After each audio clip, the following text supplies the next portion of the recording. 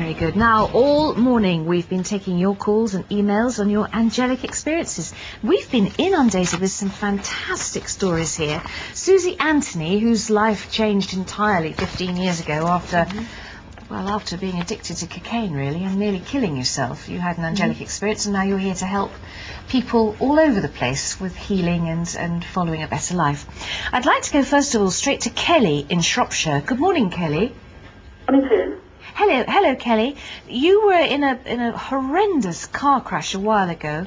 Lots of injuries. Hello, Kelly. Yes. Yes. And what did you see as you were in the car?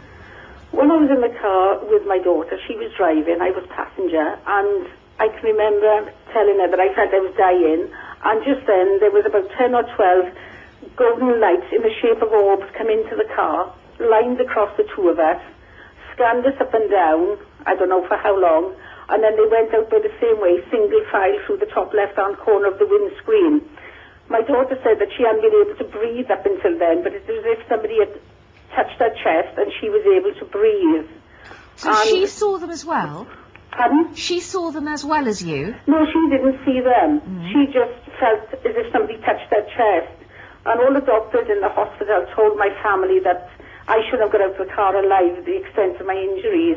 It was a hangman's fracture to my neck, Gosh. as well as the other injuries. And I believe that they were angels come in, either to take me and then change their minds. That's what I believe. Really? And since then, I've always felt protected. Are you fully recovered now? Not fully. I'm still in tremendous pain with the rest of my injuries. And then 2 years after that, I was diagnosed with breast cancer and had a radical mastectomy. And even though that was frightening, I felt my angels were there to protect me. They didn't take me at the time of the crash, so they weren't going to take me then. Do they take all sorts of different forms? You said earlier on that you saw blue light, and here's a story of golden orbs. Absolutely. I mean, I actually even brought a picture to the studio today of myself a couple of months ago lying in bed with double pneumia with blue orbs all around me. We've got the picture, actually. It's here you go.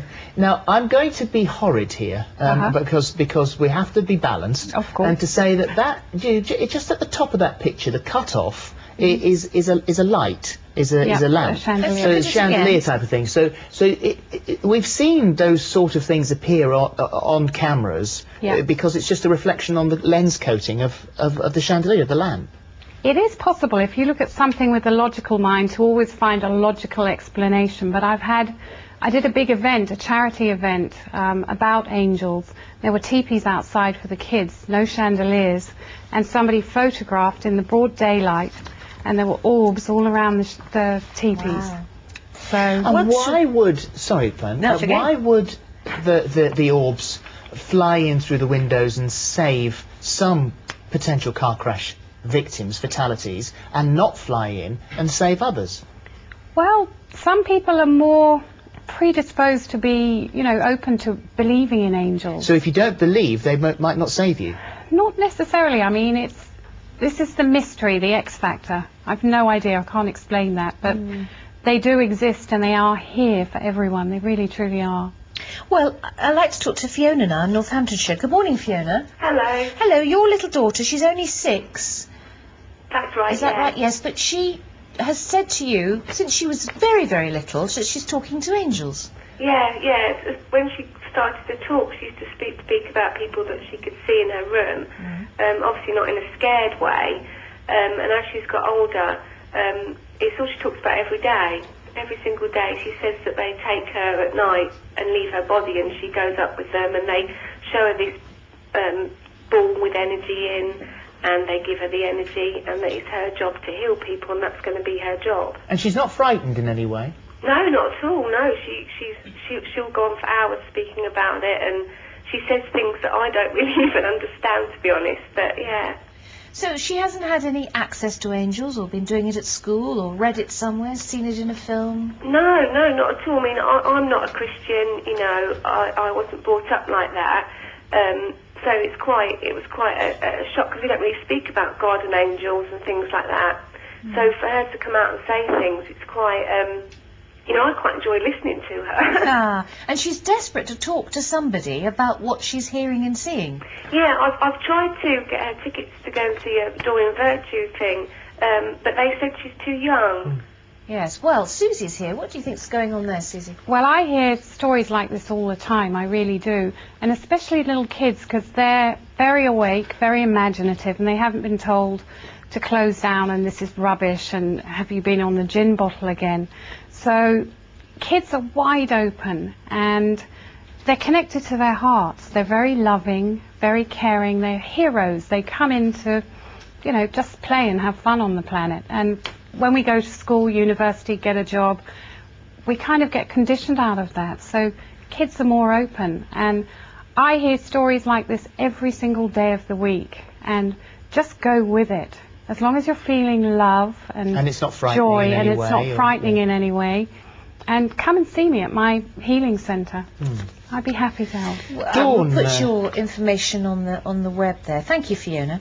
Dawn is in West Sussex. Hello, Dawn. Hello. Now this revolves around a very scary boating accident. Yes. And your daughter was swept away out to sea in a dinghy. Yes. Pick up the story from there. The tide had been coming in all afternoon, and she was playing with a group of boys in a dinghy, and a wave swept over the boy who was holding the rope, and she got swept out to sea by the riptide. And I'm a Christian, and so's my husband, and we were sitting on the beach just saying, please God, just tell her to stay in the boat, to lay down, and help was coming. Well, in the end, an hour and a half went by, and she was finally brought back to shore, and the emotional crying and hugging and kissing, and she just turned around to me and she just said, you didn't need to worry, Mummy. Jesus told me to lay down in the boat and that help was coming.